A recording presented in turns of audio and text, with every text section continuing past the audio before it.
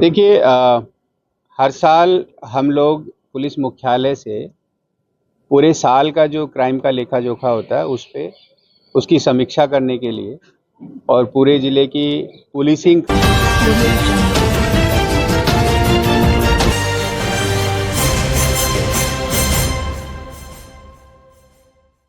क्या बेहतर लगी और क्या कमी दिखी?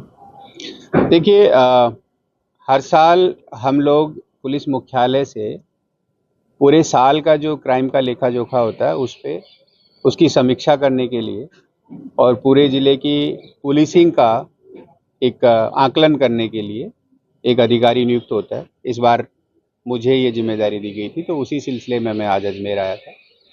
जैसा कि आप सब लोगों ने देखा, आज सुबह पहले पुलिस लाइन का इंस्पेक्शन हुआ, परेड वगैरह हुई, पुलिस लाइन के सारे जितनी हमारी व्यवस्थाएं हैं उनको हमने देखा।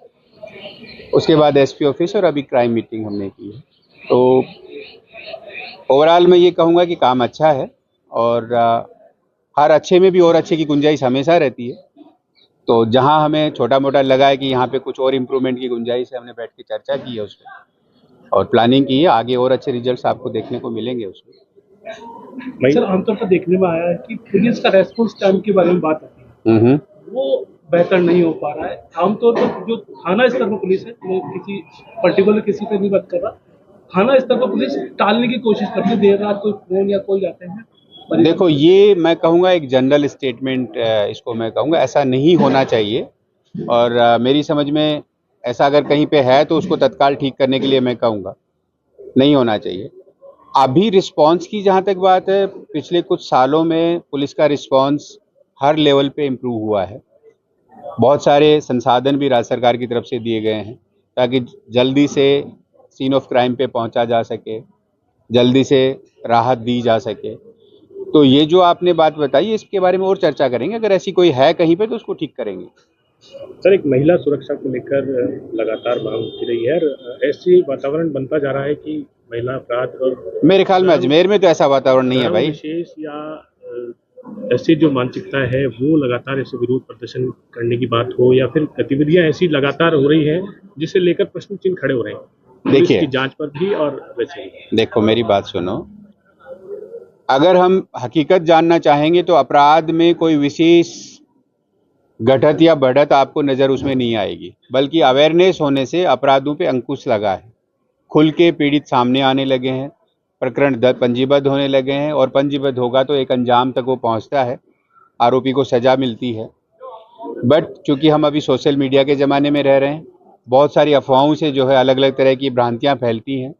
तो ऐसा मैं आपके माध्यम से ये बताना चाहूँगा कि अजमेर ज़िले में जो मैंने अभी रिव्यू किया है, जितने आंकड़े उपलब्ध हैं, जितने हमारे पास डाटा हैं, उसके बेस पे मैं ये कह सकता हूँ कि इस तरह की कहीं पे भी कोई बात नहीं है कि साहब महिलाओं के लिए बाहर निकलना मुश्किल है या बहुत ज़्यादा स्थिति विकट हो गई है।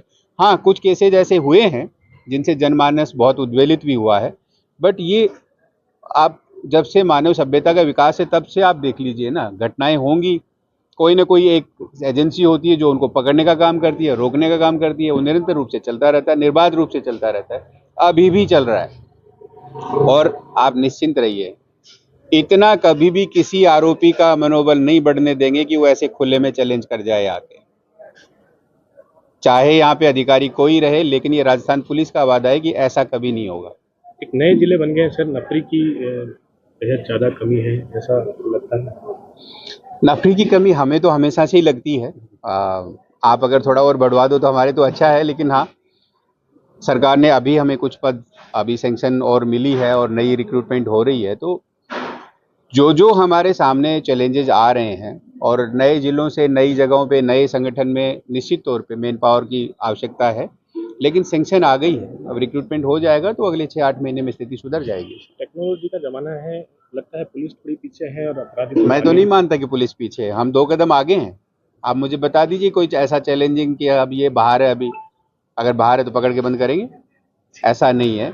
हाँ, हम लोग नियमों में और कानून में बंधे हुए हैं।